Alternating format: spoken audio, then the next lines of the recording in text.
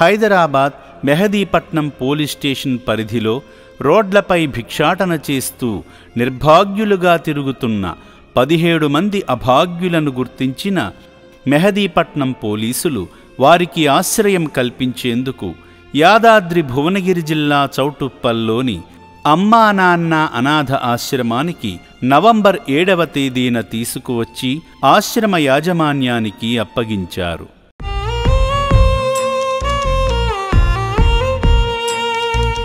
అయితే అందులో ఉన్న 16 మంది అభాగ్యులు హైదరాబాదుకు జీవనోపాధి కోసం చెన్నై పట్టణం నుండి వచ్చిన వారే. వారి ఆచూకీ లభించకపోవడంతో హైదరాబాదుకు తీసుకువచ్చిన యజమానులు పోలీసులకు ఫిర్యాదు చేయగా ఆ 16 మంది చౌటుప్పల్లోని అమ్మా నాన్న అనాథ ఆశ్రమంలో ఉన్నారని తెలిసి నవంబర్ 5వ తేదీన ఆశ్రమానికి విచ్చేశారు.